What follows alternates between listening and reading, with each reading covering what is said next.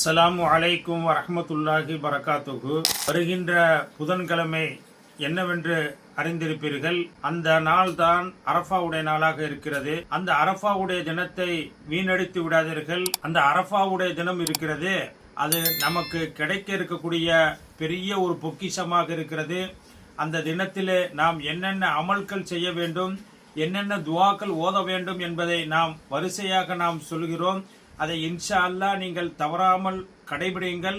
அல்லாஹு தஆலா நிறைய நன்மைகளை அள்ளித்தரக்கூடிய அமலாக இருக்கிறது. ஒரு காலமும் அதை தவற விட்டு விடாதீர்கள், ஓதாமல் விட்டு விடாதீர்கள். முதலாவதாக லா இலாஹ இல்லல்லாஹ் வஹ்தஹு லா ஷரீக லஹ் லஹுல் முல்கு வலகுல் ஹம்து யுஹ்யி வ யுமீத்து வ ஹுவ அலா குல்லி ஷைஇன் கதீர். இந்த கலிமாவை அதிகம் நீங்கள் ஓதிக்கொண்டே இருங்கள். அரஃபாவுடைய தினத்திலே இந்த கலிமாவை அதிகம் ஓதிக்கொண்டே இருங்கள். காரணம், இது நேற்று சொன்னதல்ல. எல்லா நபிமார்களும் இந்த அரஃபாவுடைய தினத்திலே ஓதிய கலிமாவாக இருக்கிறது. இந்த கலிமாவை விட்டு விடாதீர்கள். இதற்கு நிறைய பிரயோஜனம் இருக்கிறது, நிறைய நன்மைகள் இருக்கிறது. இதை கேட்டுவிட்டு உங்களோடு நிறுத்திக் கொள்ளாதீர்கள். மற்றவர்களுக்கும் அல்லாஹ்வுக்காக ஷேர் செய்யுங்கள். அல்லாஹ் உங்களுக்கு நன்மைகளை இருலகத்திலும் தருவார். அடுத்த அமல், நாயகம் ஸல்லல்லாஹு அலைஹி வஸல்லம் அவர்கள் சொல்லியிருக்கிறார்கள். அல்லாஹு தாலாவும் குர்ஆனிலே சொல்லி இருக்கக்கூடிய ஒரு அற்புதமான ஒரு அமல். அல்லாஹும்ம ரப்பனா ஆத்தினா ஃபித் துன்யா ஹஸனா வஃபில் ஆখিরাতি ஹஸனத்து வக்கினா அஸாபன்னார் என்பதை அரஃபா தினத்தன்று 101 தடவை குறைந்தது நீங்கள் ஓதிக்கொண்டே இருங்கள். ஓதிக்கொண்டு நீங்கள் உங்களுடைய தேவைகள் நீங்கள் கேளுங்கள். அதில் என்ன சொல்லப்பட்டிருக்கிறது? அல்லாஹும்ம யா அல்லாஹ், ரப்பனா எங்கள் இறைவா, ஆத்தினா எங்களுக்கு கொடுப்பாயாக, ஃபித்துன்யா உலகத்திலும் எங்களுக்கு கொடுப்பாயாக, ஒஃபில் ஆখিরাতি ஆখিরাத்திலும் கொடுப்பாயாக, ஹஸனத்தன் நலவை கொடுப்பாயாக, வக்கினா அஸாபன்னார் எங்களை நரக நெருப்பிலிருந்து பாதுகாப்பாயாக என்ற ஒரு அற்புதமான துவாவை குறைந்தபட்சம் 101 தடவை ஓதுங்கள். அதற்கு முடியும் என்று சொல்ல இன்னும் நீங்கள் அதிகமாக இந்த நாளிலே நீங்கள் ஓதுங்கள். இந்த துவாவை ஒரு காலம் ஓதுவதை நிறுத்திவிடாதீர்கள்.